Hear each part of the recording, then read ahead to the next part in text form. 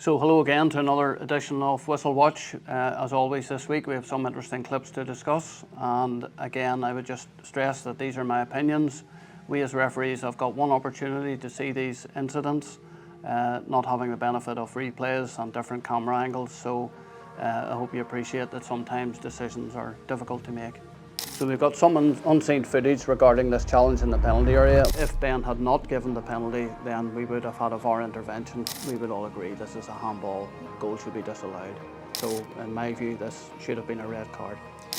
The first clip today comes from a match Carrickfergus for Carrick Rangers versus Bangor. Here we see a second yellow card given by referee Louise Thompson. The Bangor player has stretched in with his foot and his studs and made no contact on the ball. While it's more a glancing blow on the foot rather than full force, full contact, this is still a cautionable offence for a reckless challenge, and the second yellow card is a correct decision. So our next clip comes from the Bet McLean Cup final yesterday, Linfield Glentoran. We see a challenge by the Linfield player. He's late, he's reckless. The referee, Ben McMaster, is perfectly placed to give the decision, and the yellow card is fully justified for this challenge. It's more body to body rather than use of studs, use of a straight leg, impact on the lower foot. We see many cautions given for, but this one is more thigh to thigh, leg to leg, and whilst it's certainly a reckless challenge, it's a clear yellow card for me.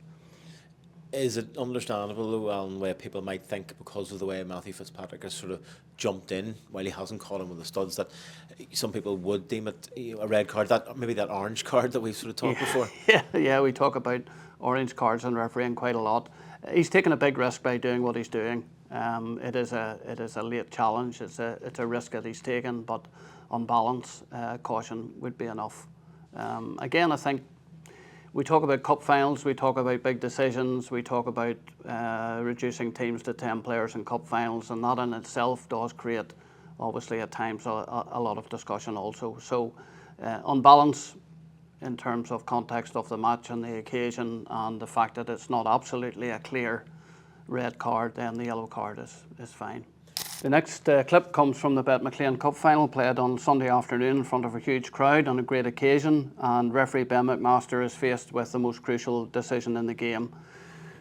We can see the challenge from the Glentoran defender on the Linfield attacker inside the penalty area.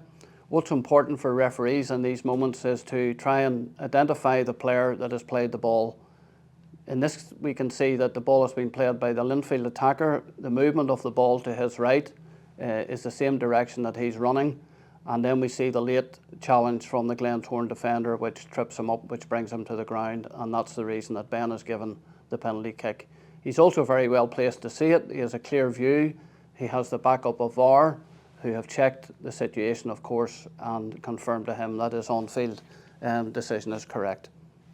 Is there a possibility, Alan, that even if, as some people, particularly obviously Glentoran supporters, feel that Councillor Kamara may have got the merest of touches on the ball before he takes down Chris McKee, if he had, just hypothetically, if that was the case, because it is very difficult to ascertain, if that doesn't change the ball in a big enough direction, does that still potentially count as a penalty?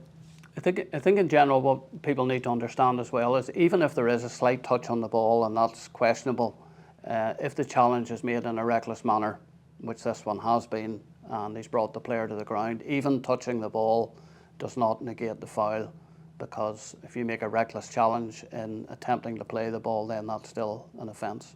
So we've got some unseen footage regarding this challenge in the penalty area, and we can see from this angle at low level that the Linfield player has played the ball with his right foot away from the Glentoran defender, who is then committed to the challenge, trips him and brings him to the ground, which justifies Ben's correct penalty kick decision and no VAR intervention. Just in addition to this incident and the fact that we had VAR in the stadium, if Ben had not given the penalty, then we would have had a VAR intervention for him to come to the screen and check his original decision.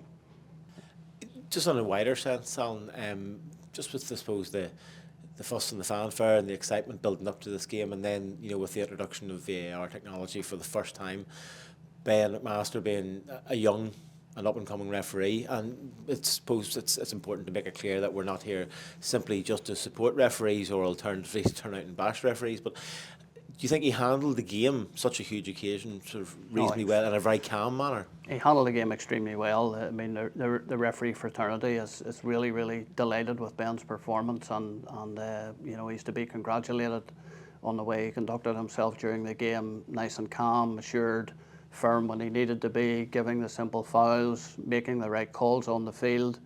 You know, I said a week ago my best idea was that VAR wasn't needed and there were no interventions, that he had to go to the screen and change his mind, and that's exactly the way the game turned out. I think he had 3 penalty area calls that VAR checked and the on-field decision was correct. So from that point of view, he's done a very, very good job and he should be very happy. So continuing with clips from the Bet McLean Cup final, we see a cross ball has come into the penalty area. It bounces and possibly makes contact on the hand or the arm of at least one of the Linfield players. No handball offence has been committed. Ben has made the correct decision. VAR is again quickly checking the situation and has confirmed to him that his on-field decision is correct to play on. There's no movement of the hand or arm to the ball from the Linfield defender. The ball has struck him on the arm, which is by his side, and he quite honestly can't avoid the ball making contact with him. So all considerations for no penalty kick are more or less applied in this moment, and Ben has got it right.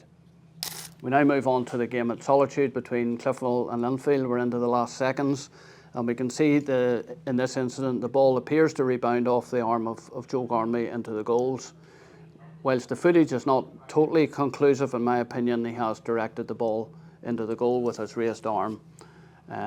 This is probably a good example that if we had VAR or football video support, that this situation can be checked. It's something that, from a referee's perspective, it's in real time. It's so fast; it's almost impossible for the referee to pick out, isn't it? Yeah, we must understand from the referee's perspective that this has happened again so fast. The ball has rebounded off the post. It's an unexpected direction of play. But nevertheless, I think we would all agree this is a handball. Goal should be disallowed.